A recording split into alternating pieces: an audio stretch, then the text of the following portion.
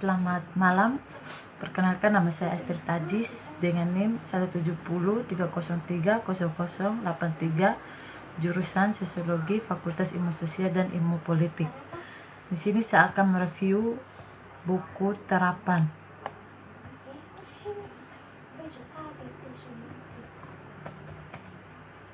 Identitas konseptualisasi meresepsikan sejumlah tantangan yang bersumber dari sifat kompleks dan multidisiplin dari subjek. Domain dalam evolusi konstan di mana konsep lama ditafsirkan ulang dan konsep baru dibuat dan melibatkan pakar dari berbagai cakrawala dan lokasi geografi berbeda. Pendekatan tradisional untuk konseptualisasi ini terkenal dari terdiri dalam meminta ahli untuk memberikan teori tentang subjek yang diteliti.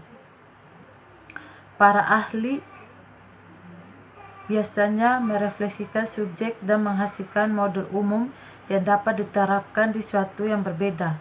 Para ahli ini kemudian menulis makalah akademis dan buku tes ke dokumentasi temuan mereka dan membuat pengetahuan mereka tersedia bagi banyak orang. Pendekatan lain terdiri dari mengidentifikasi kosakata dan istilah yang lebih sering digunakan dalam domain untuk mendeskripsikan subjek dan untuk mendefinisikan semantik setiap istilah dan hubungan dengan cara yang akan memilih sedikit ambiguitas. Bisa jadi secara praktis definisi-definisi ini dapat ditemukan dalam kamus atau ensiklopedia. Alat yang mungkin definisi yang lebih formal dan istilah yang berbeda, dan untuk menghubungkannya satu sama lain. Etimologi taksonomia dibuat sebagai cara untuk mendefinisikan konsep domain secara lebih umum, menyajikan beberapa ilustrasi tentang bagaimana konseptualisasi ini dilakukan di Fides untuk mendefinisikan konsep identitas. Namun pada saat yang sama, pengalaman telah menunjukkan bahwa ini sangat eksplisit. Konseptualisasi menghadirkan beberapa kekurangan. Domain serumit identitas mudah dimasukkan ke dalam kotak, setidaknya untuk beberapa aspek. Pertama, identitas adalah konsep yang terus berkembang, juga dianggap sebagai target bergerak. Dengan mencoba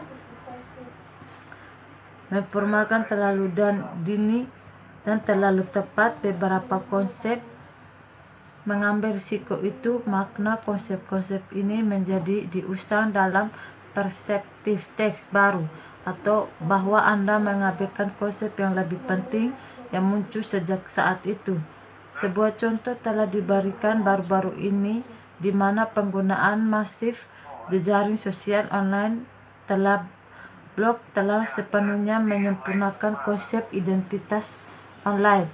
Di lingkungan baru, identitas orang tersebut dikaburkan sedang dikonstruksi dari banyak sumber yang lebih sulit dikendalikan, dan ini membutuhkan pendekatan baru untuk menjadi mudah dikelola.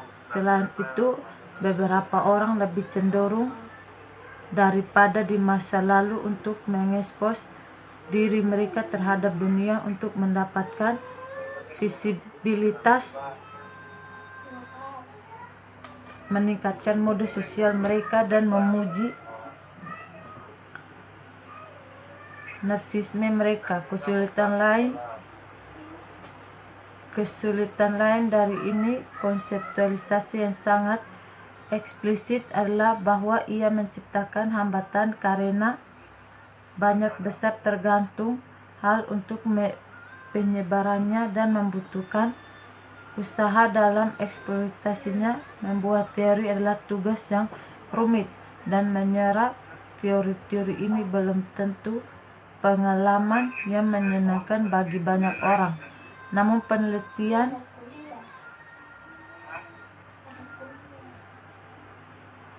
menyebarkan pengetahuan dalam beberapa kasus bahkan tidak perlu dikodifikasi oleh orang itu mendengar terbukti teknik yang sangat efektif untuk menangkap pengetahuan, untuk menggambarkan konsep, dan untuk menyebarkan secara luas. Banyak orang suka menulis cerita dan bahkan lebih banyak orang suka untuk mendengarkan mereka. Bagaimana mendongeng dan narasi lebih umum bisa efektif dalam membantu mengklasifikasi konsep dan bagaimana konsep tersebut digunakan di Fides. Terakhir, tantangan multidisiplin. Mendefinisikan konsep identitas merupakan tantangan yang signifikan.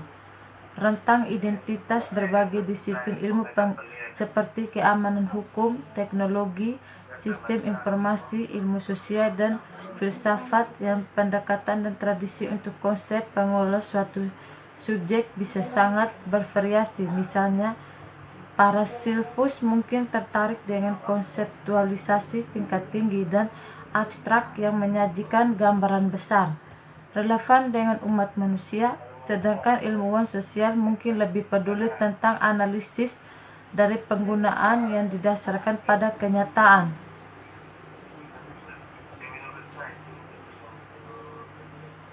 Beberapa pengacara mungkin lebih tertarik aturan formal menjelaskan dengan tepat arti dari semua elemen yang campur tangan dalam situasi, namun para advokat juga suka pada saat yang sama untuk mengendalikan pendekatan yang lebih deskriptif berdasarkan kasus yang menghadirkan presiden keputusan pengadilan sebagai cara untuk menetapkan aturan ditetapkan. Spesialis sistem informasi mungkin memerlukan penjelasan tepat sehingga dapat diterapkan di mainstream, dan ahli atau ahli teknologi keamanan mungkin merasa lebih akrab dengan mekanisme yang mendefinisikan perseptik yang berorientasi pada proses. Identitas konsep yang tunduk pada evolusi besar. Identitas juga merupakan topik yang terus mengalami evolusi dan interpretasi ulang, mengingat perubahan luar biasa dalam teknologi yang dapat sepenuhnya berubah dan membuat visi realitas yang usang. Misalnya, sistem online telah diaktifkan. Pengembangan bentuk identitas yang benar-benar baru seperti dalam kasus geomanipulasi, di mana orang dapat menemukan kehidupan baru, atau dengan kasus blog yang dapat digunakan oleh orang biasa sebagai stand pribadi. Dia mampu mengungkapkan pendapat mereka dan bahkan mengambil peran sebagai jurnalis. Profiling teknologi dapat secara radikal mengubah konsep identitas dengan mengekspos beberapa bagian orang yang sebelumnya tersembunyi, dengan menganalisis jarak digital orang itu keluar sebagai bagian dari tindakan mereka, atau dengan mengeksploitasi dan dengan berbagi secara silang dengan konten database dasar di masyarakat digital dan khususnya di web sosial. Visi internet sebagai ruang sosial yang mendorong dan mendukung partisipasi orang. Lebih banyak informasi pribadi tersedia. Orang dapat mendeskripsikan identitas mereka secara eksplisit menggunakan profil yang ada di banyak sistem sosial.